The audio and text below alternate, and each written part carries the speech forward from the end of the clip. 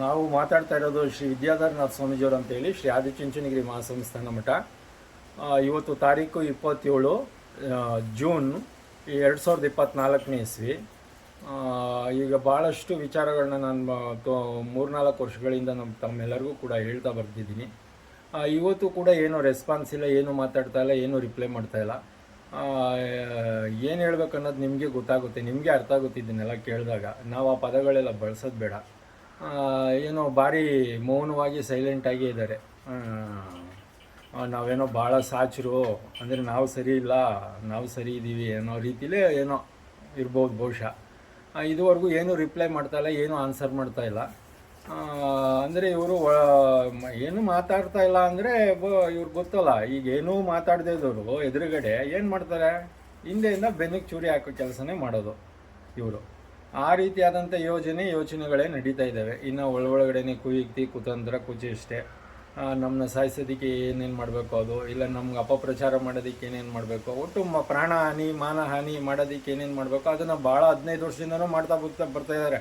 ಅದನ್ನು ಹೇಳ್ತಾ ಹೋದರೆ ಭಾಳಷ್ಟು ಸಮಯ ತಗೊಳುತ್ತೆ. ಅದನ್ನು ಕೂಡ ಹೇಳ್ತೀವಿ, ಸಮಯ ಬಂದಾಗ ತಾವು ಕೇಳುವಂಥ ತಾಳ್ಮೆ ಇದ್ದರೆ ಹೇಳ್ತೀವಿ, ಸಂಪೂರ್ಣವಾಗಿ ಹೇಳ್ತೀವಿ.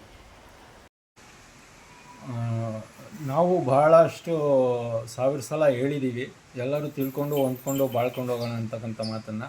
ಅದು ಕೂಡ ಅದೇನು ಅವರು ಕಿವಿಗೆ ಹಾಕ್ಕೊಳ್ತಾ ಇಲ್ಲ, ಏನು ಅನ್ನೋದೇ ಅರ್ಥ ಆಗ್ತಾಯಿಲ್ಲ ಬಹುಶಃ.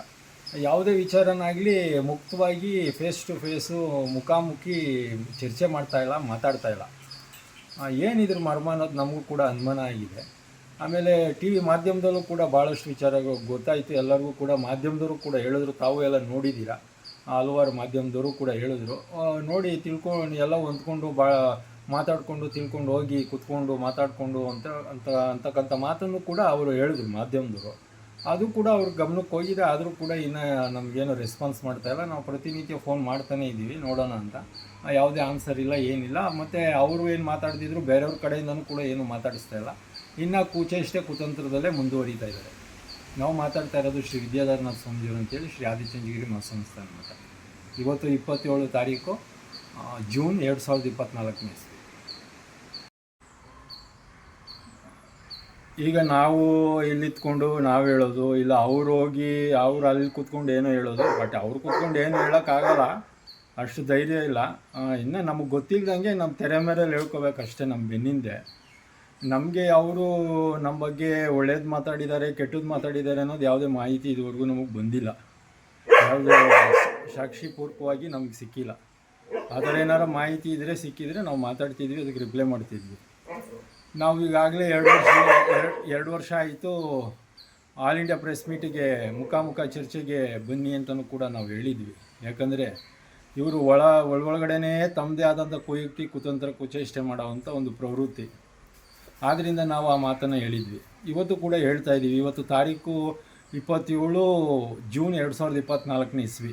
ನಾವು ಆ ಮೊದಲು ಹೇಳಿರ್ತಕ್ಕಂಥ ವೀಡಿಯೋ ಆಡಿಯೋಗಳು ಕೂಡ ಕಳಿಸಿದ್ದೀನಿ, ಅದು ನೋಡಿ ಬೇಕಂದರೆ ನಿಮಗೆ ಗೊತ್ತಾಗುತ್ತೆ. ಆಗಲೇ 2 ವರ್ಷ ಆಗಿದೆ. ಈ ಥರ ಈಗ ನಾವು ಏನು ಹೇಳೋದು, ಅವ್ರೇನು ಹೇಳೋದು ಯಾಕೆ ಬೇಕು?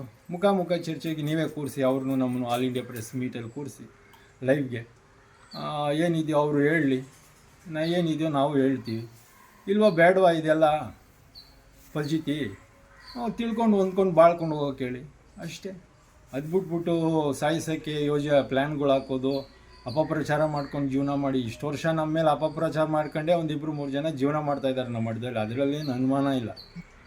ನಾವು ಇನ್ನೂ ಸ್ಪಷ್ಟವಾಗಿ ಹೇಳ್ತೀವಿ ಅದು ಯಾವ ರೀತಿ, ಯಾವ ಥರ, ಯಾರು ಅಂತಕ್ಕಂಥದ್ದು.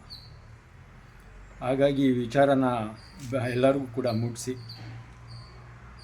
ನಾವು ಮುಂಚೆನೂ ಹೇಳಿದ್ವಿ, ನೀವು ಮಾತಾಡೋವರೆಗೂ ನಾವು ಮಾತಾಡ್ತಿರ್ತೀವಿ ಅಂತ ಕೂಡ ಒಂದು ಮಾತನ್ನು ಹೇಳಿದ್ವಿ ನಾವು ಮೊದಲೇ. ಯಾಕಂದರೆ ನಾವು ಇಷ್ಟು ವರ್ಷ ಯಾವತ್ತೂ ಕೂಡ ಎಲ್ಲೂ ಕಾಣಿಸ್ಕೊಂಡವ್ರಲ್ಲ, ಎಲ್ಲೂ ಹೇಳಿದವರಲ್ಲ, ಎಲ್ಲೂ ಮಾತಾಡಿದವರಲ್ಲ. ನಾವು ನಮ್ಮ ಪಾಡಿಗೆ ನಾವು ಮೌನವಾಗಿದ್ದಂಥ ವ್ಯಕ್ತಿ. ಇದು ಭಾಳಷ್ಟು ಜನ ಗೊತ್ತಿದೆ, ನೋಡಿದ್ದಾರೆ. ಇವರು ಎಷ್ಟು ಬೇಗ ನಮ್ಮ ಹತ್ರ ಕುಳಿತುಕೊಂಡು ಗಂಭೀರವಾಗಿ, ಗೌರವಯುತವಾಗಿ, ಪ್ರೀತಿ ವಿಶ್ವಾಸದಿಂದ ಮಾತಾಡ್ತಾರೋ ನಾವು ಅಷ್ಟೇ ಪ್ರೀತಿ ವಿಶ್ವಾಸದಿಂದ ಮಾತಾಡ್ತೀವಿ. ಆಗ ಹೊಂದ್ಕೊಂಡು ತಿಳ್ಕೊಂಡು ಎಲ್ಲ ಬಾಳ್ಕೊಂಡು ಹೋಗ್ಬೋದು. ಇನ್ನು ಮಿಕ್ಕಿದ ವಿಚಾರ ನಾವು ಜಾಸ್ತಿ ಏನು ಹೇಳೋ ಅವಶ್ಯಕತೆ ಇಲ್ಲ, ನಿಮಗೆ ಎಲ್ಲ ಅರ್ಥ ಆಗುತ್ತೆ.